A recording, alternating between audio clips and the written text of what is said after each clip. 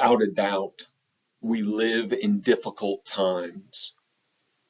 And it's in times like this that we need inspiration.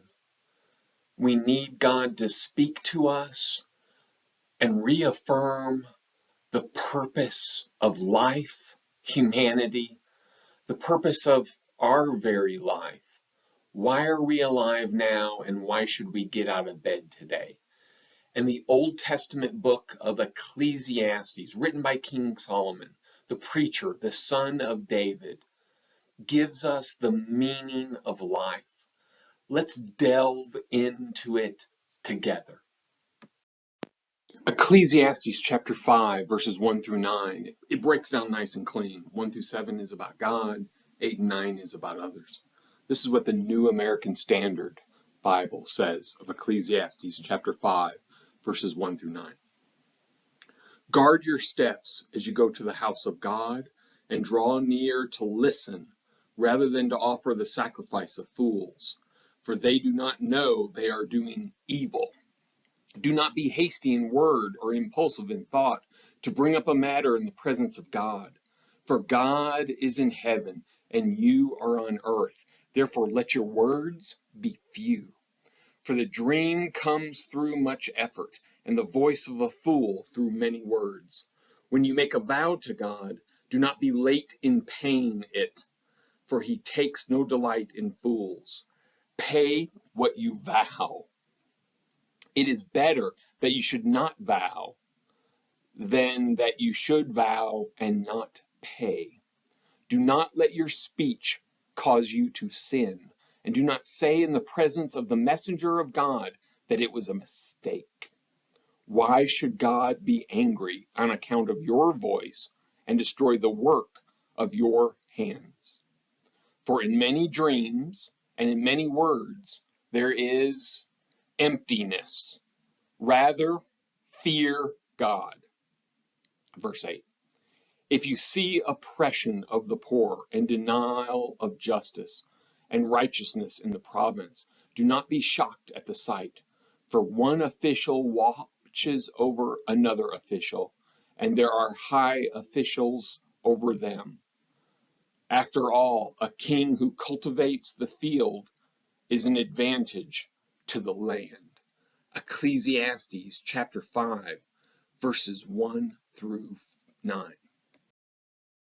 In Ecclesiastes chapter 5, the preacher warns to approach God and his house and his messengers with caution.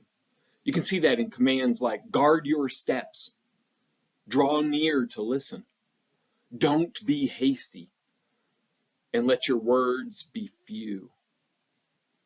The faithful must be cautious in attitude, motivation, word, vow, and fulfillment. The preacher leaves no doubt with its application. Pay what you vow and fear God.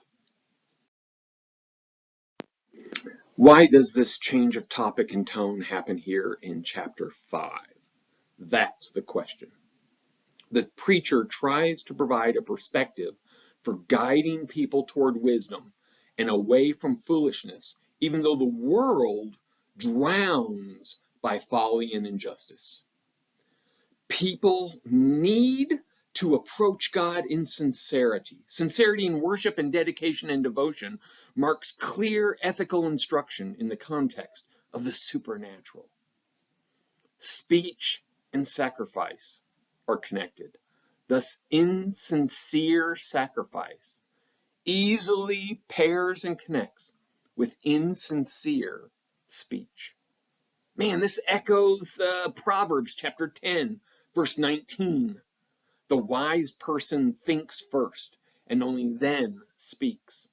But the fool speaks without fully considering the place of people within God's creation. Proverbs chapter 10, verse 19, right? This paragraph links an awful lot. It links vows and dreams. The wisdom literature speaks volumes about vows in application of Deuteronomy 23, verses 21 through 23. God takes vows extremely seriously. Therefore, do not make careless promises. The use of dreams is fascinating.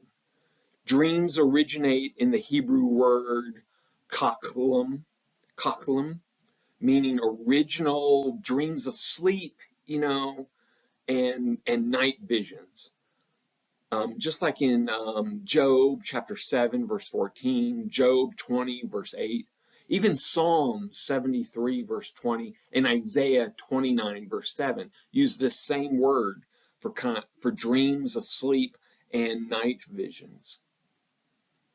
In the same way that much labor only produces what is temporary, so also many words and night visions produce empty folly. Labor, words, and dreams produce nothing of lasting value. And we absolutely need to take that to heart. Labor, words, and dreams produce nothing of lasting value.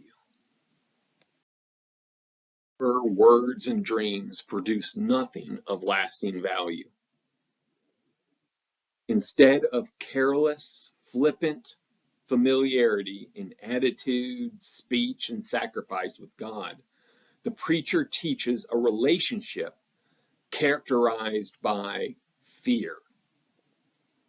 In place of the devious attempts to impress or manipulate God with words or to avoid personal responsibility by verbal commitment to Him, people must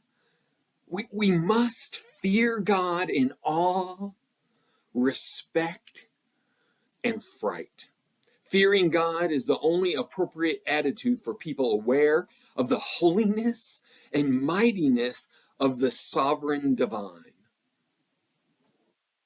The sovereign divine holds absolute power of creation and the created. The absolute power of God will not yield to our many words or our empty dreams. So, let's do it. Let's submit to God in all respect and fright, in attitude, motivation, thought, words, prayers, decisions, actions, lifestyle, and sacrifices. We can do it. Let's do it. This topic is incredibly important, and we need time to think about the purpose of our individual lives. Why do I exist? And how can I make the most of the time that God has given me?